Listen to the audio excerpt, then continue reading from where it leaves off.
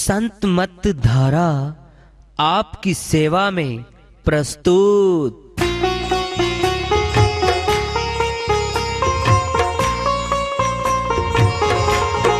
जो चाहता है प्रभु प्यारा वो आओ संत मत धारा, भक्ति भेद बता कर सारा वो कर दे भव के पारा। जो चाहता है प्रभु प्यारा वो आओ संत मत धारा, भक्ति भेद बता कर सारा वो कर दे भव के पारा। जो चाहता है प्रभु प्यारा।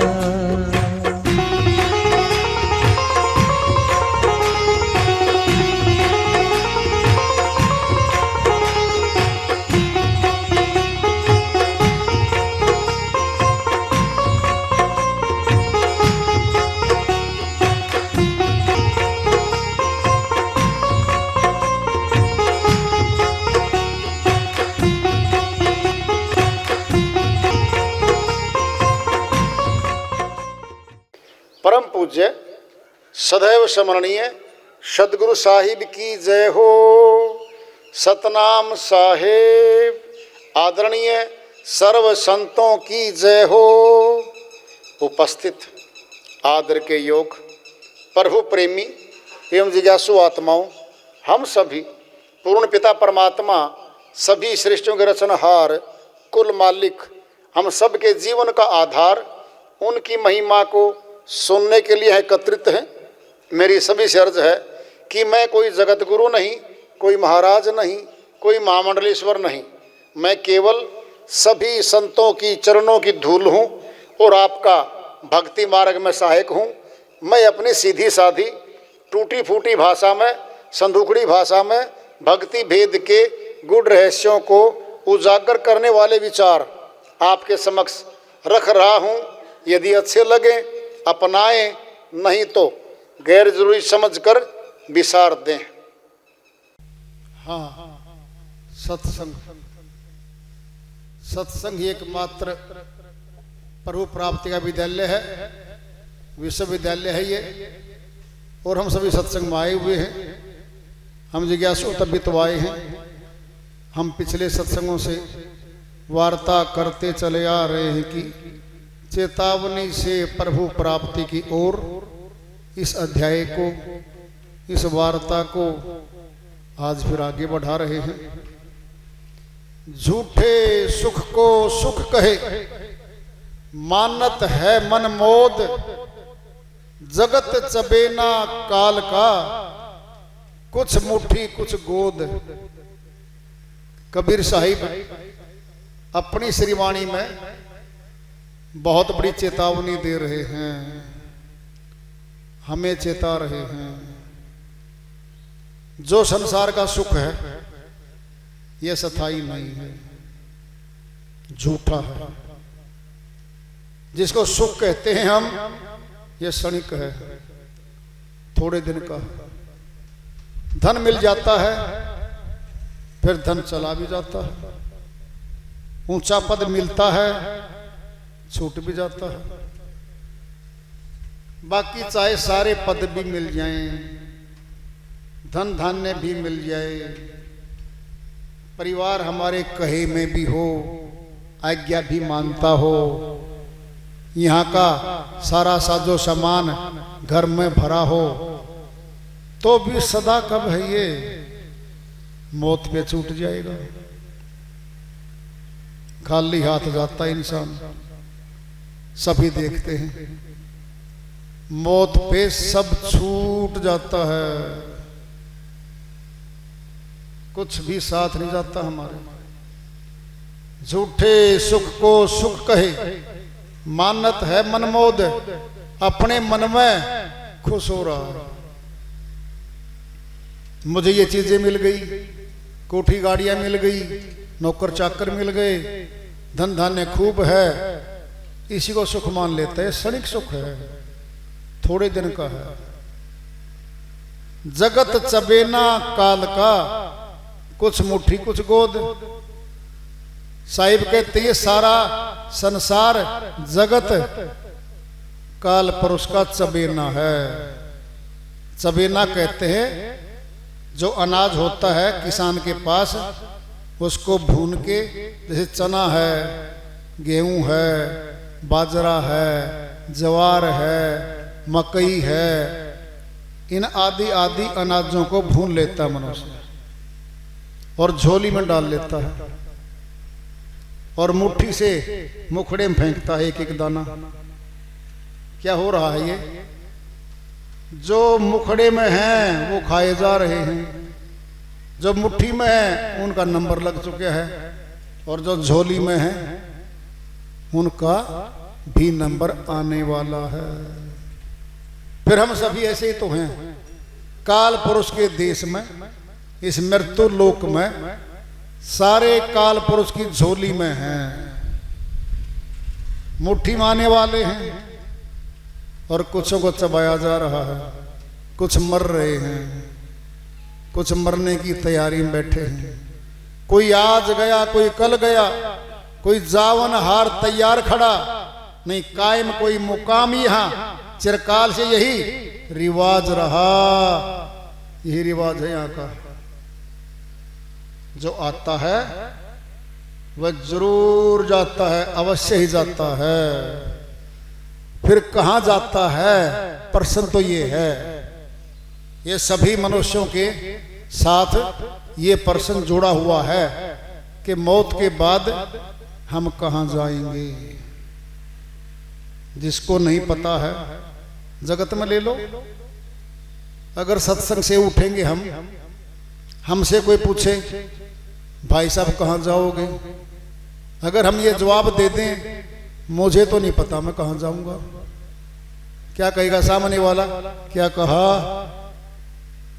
पगला तो नहीं गए हो, मति भरमी तो हो गई क्या? जब आपको पता ही नहीं कहाँ जाओगे, भटक जाओगे। यह संसार भटके हुओं का फिर फायदा उठा लेता है। फिर मौत के बाद कहाँ जाओगे? प्रश्न तो ये भी है, ये तो आज भी है, कल भी है। फिर प्रश्न तो वही है, मौत के बाद कहाँ जाएंगे? यही प्रश्न जुड़ा हुआ है हमारे साथ। जो इस प्रश्न को हल कर लेता है वह जन्म जीत के जाता है। जन्म जीत कैसे होती है? सुनो ध्यान से। सबसे ऊंचा तन मिला मनुष्य का। मौत के बाद अगर यही तन मिल जाए हमें तो भी मूल तन मिल गया, फिर भी जीत है। अगर मनुष्य तन छीन जाए, 184 के जीवों में, पशुओं में हमारा नंबर पड़ जाए जाने का, कितनी पीड़ा है, कितना दुख है वहां। खुद आंखों से देखते हैं हम। पालतू पशु तो अपने घरों में बंधे हैं, गाय, भैंस, कुत्ता, घोड़ा, ऊंट, देखो तो ये तो घरों में बंधे हैं। कोई पशु नहीं कहता हे किसान मैं प्यासा हूं मुझे पानी पिला दे, मैं भूखा हूं मुझे भोजन दे दे। कोई पशु नहीं कहता। क्यों? कि वे गुलाम योनि में हैं, गुलाम है, वो पीड़ा में है। वो वन में, जंगल में देख लो, एक कमजोर जानवर के पीछे ताकतवर जानवर भागा फिरता है, मार कर खा जाता है। कितना कष्ट है वहां पर। उसमें से हम आए हैं। 184 भरम दिया, मानो जन्म पायो, कहे नानक सतनाम संभाल, नहीं सौदन नेड़े आयो। अमरलोक के संत गुरु नानक जी महाराज समझाते कहते हैं 184 में गई है आत्मा, तब मनुष्य तन पायो। कहे नानक सतनाम संभाल, सच्चे नाम को संभाल ले, सतनाम को संभाल ले, और नहीं संभाला तो सौदन नेड़े आयो, फिर 84 लाख योनि में जाना पड़ेगा आत्मा को। कौन जाएगा बता दो जरा। कोई जाता किसी के साथ, कोई दिखता है जाता हुआ। दुनिया से जाने वाले जाने चले जाते हैं कहाँ, कोई ढूंढे उन्हें कैसे, नहीं कदमों के भी निशान। एक फिल्म का गीत है ये। दुनिया से जाने वाले जाने चले जाते हैं कहाँ, कोई ढूंढे उन्हें कैसे। कैसे ढूंढेंगे, कदमों के निशान भी नहीं मिलते। पहले चोरियां होती थी, पशुओं की चोरी होती थी ज्यादा, किसानों की, 80-90 साल पहले की बातें। तो पेड़ पहचानने वाले होते थे गांव में, पेड़ों को पकड़ लेते थे कि इधर गया है या उधर गया है, पेड़ों के पीछे लग लग के चले जाते थे। फिर भी पहचान थी, कहीं ना कहीं से पकड़ लेते थे। नहीं कदमों के भी निशान, कदमों के भी निशान नहीं मातो। कैसे कोई देखेगा, जाएगा कहां पे, नहीं है कोई। जरा विचार करें, 184 पशु खाने में से ये आत्मा आई हुई है। कुछ पंथ, कुछ मत इस बात को नकारते हैं। पता क्या कहते हैं वो, मनुष्य तो मनुष्य पैदा होता रहेगा धुर तक, और 84 के जीव 84 खानी में ही रहेंगे धुर तक।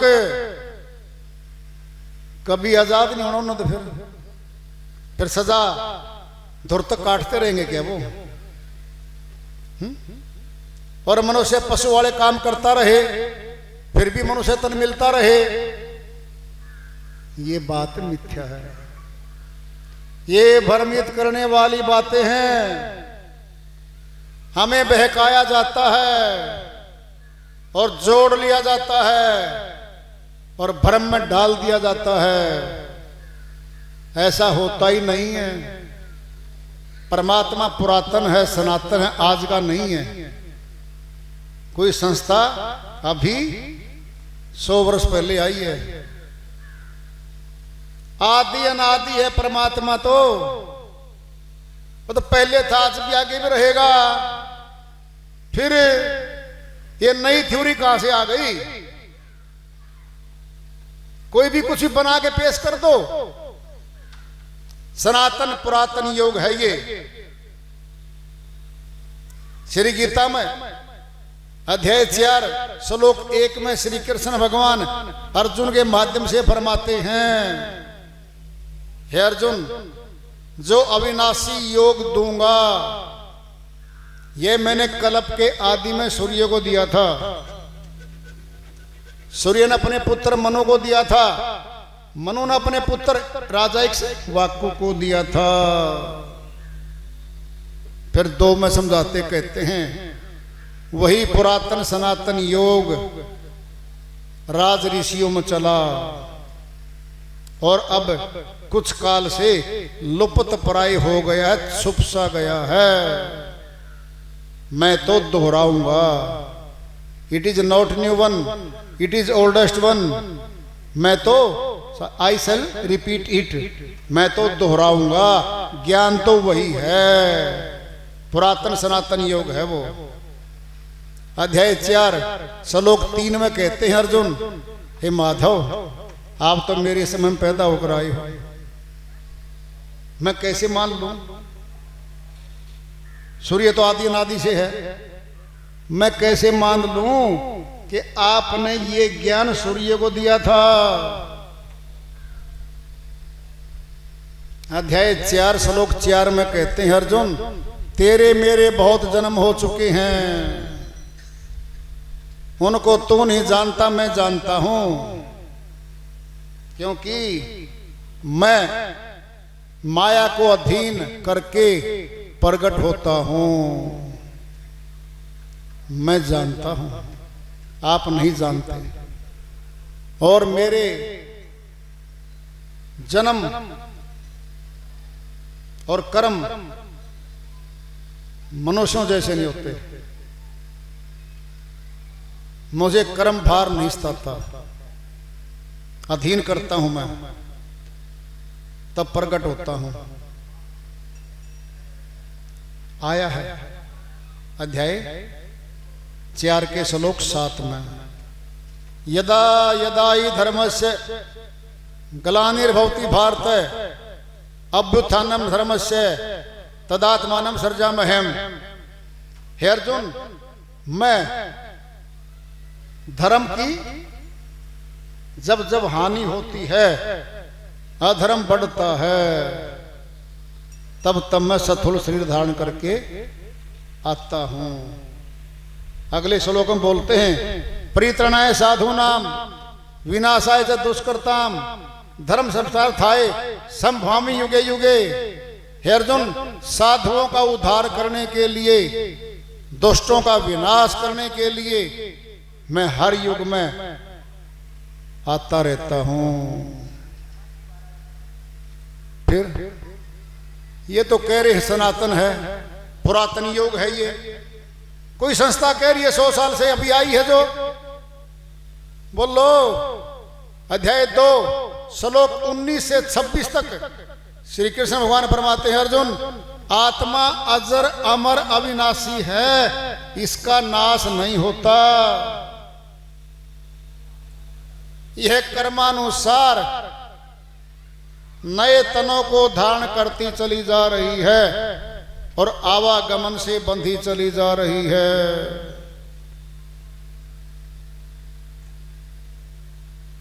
जैसे हम पुराने वस्त्र त्याग कर नए वस्त्र धारण करते हैं, ऐसे ही आत्मा पुराने शरीरों को त्याग कर नए तन धारण करती है।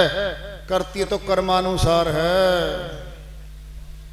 अध्याय 2 श्लोक 47 में फरमाते हैं, कर्मण्येवाधिकारस्ते मां फलेषु कदाचन मां कर्म फल हेतु भूर्मा ते सुगोस्तो कर्मणि। हे अर्जुन, तेरा कर्म करने में अधिकार है, फल पे तेरा अधिकार नहीं है। कर्म करते ही फल का तो हेतु हो ही गया, कर्म का फल का तो गुलाम हो गया। कर्म करने में आजाद है, फल के लिए आजाद नहीं है, फल भोगना पड़ेगा। फिर ये संत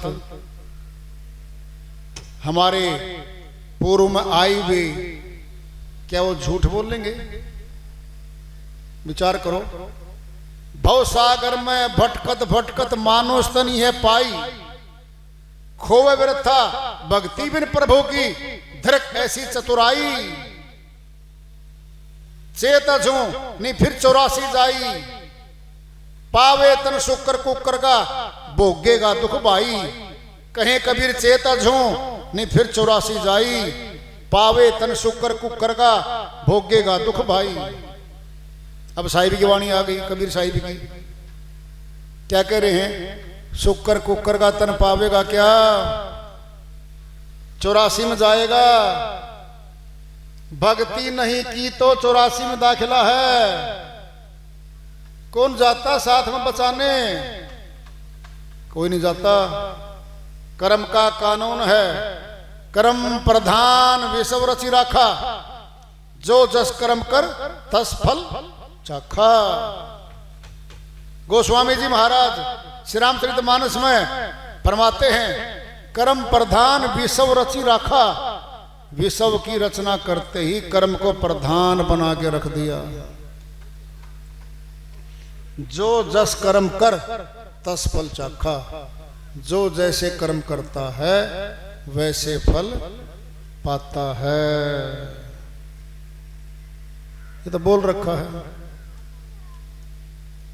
मनुष्य ने भी कर्म का संविधान बना दिया। क्या बनाया? कानून। आईपीसी, सीआरपीसी, एविडेंस एक्ट, जो जो अपराध करेगा उसकी सजा ये होगी। पुलिस बना दी, न्यायालय बना दिए, जेलें बना दी। मनुष्य ने क्या है, ये कर्म का ही तो कानून बना दिया। कहते ना, कानून अपना काम करेगा जी। बोलो, चोरी करी है, सजा है इतनी, चोरी इतने लाख की इतनी सजा, डकैती में इतनी सजा, कत्ल केस में उम्र कैद, फांसी भी हो सकती है।